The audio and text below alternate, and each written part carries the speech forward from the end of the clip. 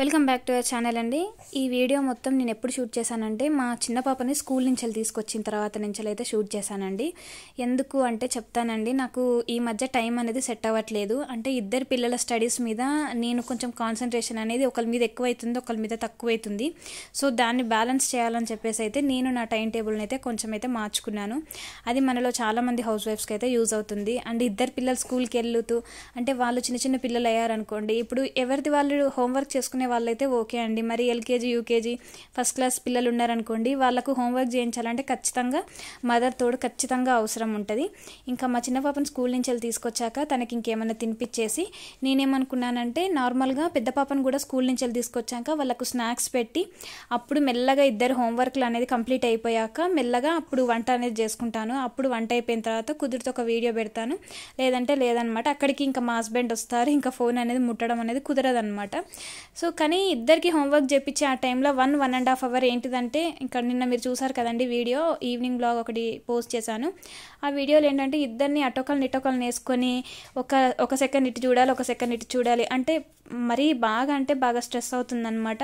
ఈ back pain అసలు severe back pain ఉందండి. నేనేదో వీడియో కోసం నడుము పట్టి పెట్టుకున్నాను అని అనుకోవద్దు. మీకు అందరికీ తెలుసు 2 years నుంచి నేను ఎంత సివియర్ బ్యాక్ పెయిన్తో నేను పెయిన్ అనేది వస్తుందనేది మీ అందరికీ తెలుసు. ఇంకా డాక్టర్స్ అయితే అసలు చదివే వద్దన్నారు.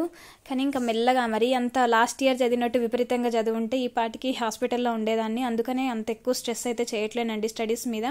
అట్లని మొత్తానికి గివ్ అప్ ఇచ్చే మనిషిని కూడా కాదు, మీ అందరికీ తెలుసు. నాకున్న టైంలోనే కొంచెంగానే నేను చదువుతున్నాను. కానీ చెప్పలేమండి, నోటిఫికేషన్ వస్తే మరీ ఎక్కువ చదువుతానేమో చెప్పలేము. కానీ నేనైతే ఉన్నంతలోనే టైం సెట్ చేసుకుంటూ పిల్లలని, ఫ్యామిలీని, హస్బెండ్ని, ఇల్లుని మొత్తం చూసుకుంటూ నేనైతే ఛానల్ కూడా రన్ చేస్తూ అంటే పీస్ఫుల్గా చేసుకుంటున్నానండి పని. ఇది ఎప్పటివరకు చేస్తానో కూడా నాకు తెలియదు. నా హెల్త్ సెట్ అయినంత వరకు అయితే వీడియోస్ పోస్ట్ చేస్తాను. కానీ వన్స్ హెల్త్కి కానీ ఏమైనా ప్రాబ్లం వచ్చిందంటే నేనైతే అస్సలు రిస్క్ చేయనండి. ఎందుకంటే చిన్నపిల్లలతో ఉన్న తల్లులు అసలు సపోర్ట్ సిస్టమ్ అనేది లేకుండా ఉంటే వాళ్ళకు ఒక్కరోజు హెల్త్ బాగలేకపోయినా కూడా ఇల్లు అనేది నడవదు. చాలా అంటే చాలా కష్టపడాల్సి వస్తుంది. అది అనుభవిస్తేనే తెలుస్తుందండి ఎవరికైనా. సో మనలో చాలామంది హౌస్ వైఫ్స్ ఇలాంటి పెయిన్స్తో, ఇలాంటి స్ట్రగుల్స్తో బాధపడుతూ ఉంటారు కదా. సో అందులో నేను ఒకదాన్ని. ఒకటే గుర్తుపెట్టుకోండి, చాలా మందికి ఏంటిదంటే నన్ను చూస్తే చాలా మోటివేషన్ అనిపిస్తుందని చెప్పిన ప్రతి ఒక్కరికండి. అండ్ నిన్న కూడా ఒకళ్ళు పెట్టారండి మొగిలి సంథింగ్, అండ్ ఇంకా పేరు మర్చిపోయానండి. వాళ్ళిద్దరు కూడా కమెంట్ ఏమని పెట్టారంటే, అక్క నేను మీ వీడియోస్ కోసం వెయిట్ చేస్తూ ఉంటాను, ఎప్పుడెప్పుడు మీ వీడియోస్ పోస్ట్ చేస్తారా అని చెప్పేసి నేను రెగ్యులర్గా వెయిట్ చేస్తాను. మీ వీడియోస్ చాలా అంటే చాలా ఇన్స్పిరేషనల్గా ఉంటాయి. అండ్ మీ వాయిస్ విన్నప్పుడల్లా ఒక పాజిటివ్ టోన్ వస్తుంది, నాకు అసలు ఒక పాజిటివ్ వైబ్ వస్తుంది. అదొక చాలా అంటే చాలా మోటివేషన్గా, ఇన్స్పిరేషన్గా అనిపిస్తుంది అని చెప్పేసి అంటుంటే రియల్గా ఇలాంటి కామెంట్స్ అనేవి అంటే చూస్తున్నప్పుడు ఏమనిపిస్తుంది అంటే రియల్గా చాలా హ్యాపీ అనిపిస్తుంది, మనసు చాలా ప్రశాంతంగా అనిపిస్తుంది. ఏదో ఒక ఏమంటారు ఇట్లా గాల్లో తేలిన ఫీలింగ్ అయితే వస్తుంది అనమాట. పాజిటివ్ కామెంట్స్ని చూసినప్పుడు, నెగిటివ్ కామెంట్స్ చూసినప్పుడు ఎంత బాధపడతామో పాజిటివ్ కామెంట్స్ చూసినప్పుడు అంతకు రెట్టింపు హాయ్ అనిపిస్తుంది అనమాట.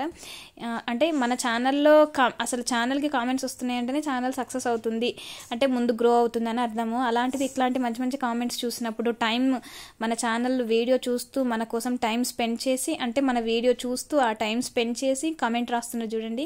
థ్యాంక్ యూ అండి, థ్యాంక్ యూ సో మచ్. మీ అందరి సపోర్ట్ నాకు ఇలానే కావాలి. అలాగే మన ఫస్ట్ ఛానల్ ఉంది కదండి, దాన్ని కూడా కొంచెం మీ సపోర్ట్ అనేది ఖచ్చితంగా అవసరం అండి. కొంచెం అర్థం చేసుకోండి. ఆ ఛానల్లో ఎప్పుడైనా వీడియో పోస్ట్ చేస్తే ఒక చిన్న లైక్ చేయండి. మీకు మొత్తం కుదరడం అంటే మొత్తం చూడడం కుదరకపోతే జస్ట్ ఒక 1 minute అయినా వీడియో అనేది చూడండి, జస్ట్ ఒక లైక్ చేయండి, అంతేనండి. అయితే ఈ మార్నింగ్ ఒక వీడియో పోస్ట్ చేశాను కదండి, ఆ వీడియోలో పోస్ట్ చేసినప్పుడు 2-3 ఇంకా అర్థం అవ్వలేదండి. అంటే ప్రిలిమ్స్లో 80 marks వస్తే సరిపోతాయా, అంటే అది కౌంట్ అవుతుందా అని చెప్పేసి అంటున్నారు. ఇట్స్ నాట్, అంటే అది కరెక్ట్ కాదండి. పేపర్ 2లో 67 marks కంటే ఎబోవ్ వస్తేనే పేపర్ 1 marks అనేటువంటిది అప్పుడే నువ్వు అది చూస్తారనమాట. ఆ మార్క్స్ అనేది ఎప్పుడు కన్సిడర్ చేస్తారంటే ఓన్లీ ఇఫ్ యూ క్లియర్ సీసైట్ పేపర్ అనమాట. మనకు పేపర్ 1 అనేది మార్నింగ్ జరుగుతుంది, పేపర్ 2 వచ్చేసి సీసైట్ పేపర్ సెకండ్ జరుగుతుంది. ఇప్పుడు ఫస్ట్ పేపర్లో మీకు సపోజ్ ఒక 100 ఎబోవ్ మార్క్స్ వచ్చాయి, సెకండ్ పేపర్లో మీకు 67 వచ్చాయి అనుకోండి. 67 అంటే ఓకే, యు ఆర్ క్వాలిఫైడ్, అంటే మీరు సీసైట్ అనేది క్వాలిఫై అయ్యారు.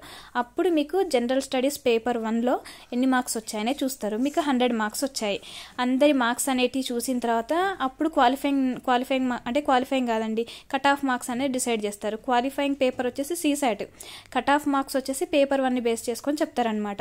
ఇప్పుడు చాలా మందికి 90 అబోవ్ అట్లా వచ్చినాయి అనుకోండి, అప్పుడు కట్ ఆఫ్ అనేది 95 అలా పెడతారనమాట. ఒక్కొక్కసారి 92, ఒక్కొక్కసారి 100 కూడా క్రాస్ అయ్యే ఛాన్స్ ఉంటుంది.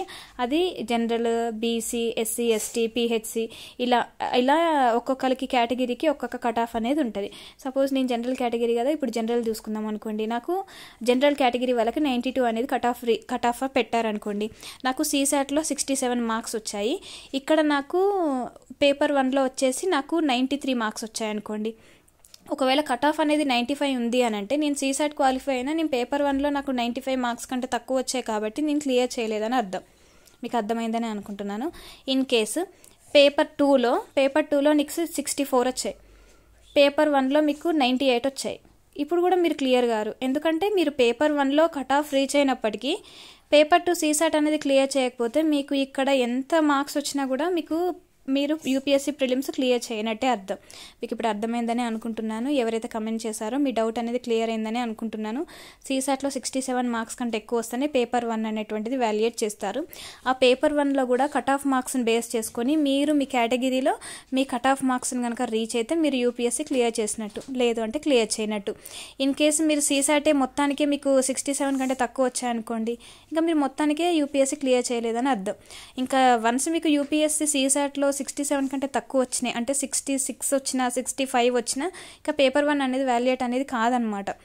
ఈవెన్ మనకు వాల్యుయేట్ చేసినప్పటికీ ఇంకా మీరు డిసైడ్ అయిపోవాలి. పేపర్ 2లో 65 అట్లా వచ్చినాయి అంటే ఇంకా మీరు పేపర్ 1లో ఎన్ని మార్క్స్ వచ్చినా వేస్టే అట్లా అనమాట. ఇది సీసాట్ గురించి. అయితే ఇంకా ఇంటర్వ్యూ గురించి అడుగుతున్నారు. మరి మాకు ఇంగ్లీష్ రాదు, అసలు బేసిక్ ఇంగ్లీష్ రాదు, మేము ఇంటర్వ్యూలో ఎలా ఇంగ్లీష్లో మాట్లాడాలి, తెలుగులో మాట్లాడొచ్చా అని అడుగుతున్నారండి. యూపీఎస్సీ ఇంటర్వ్యూ అనేటువంటిది 2 లాంగ్వేజ్లో ఉంటుంది. అంటే మీరు పెట్టుకోవచ్చు. ఒకవేళ కనుక మీరు మెయిన్స్ వచ్చేసి ఆన్సర్స్ తెలుగులో రాసే తీరుంటే అప్పుడు మీరు తెలుగు ట్రాన్స్లేట్ అని పెట్టుకోవచ్చు అనమాట. ఎందుకంటే మీరు తెలుగు మీడియం కాబట్టి తెలుగులోనే ఆన్సర్స్ రాస్తున్నారు మెయిన్స్ కాబట్టి, అప్పుడు మీరు మెయిన్స్లో అంటే మెయిన్స్ అయిపోయి మీరు ఇంటర్వ్యూ కాల్ కానీ మీకు వచ్చినట్లయితే అప్పుడు మీరు ట్రాన్స్లేట్ అని పెట్టుకోవచ్చు. ఎగ్జాంపుల్ గోపాలకృష్ణ రోణంకి గారండి 2017లో తను తెలుగు మీడియంలోనే రాశారు. తనది తెలుగు ఆప్షనల్ ర్యాంక్ 3 సార్ది.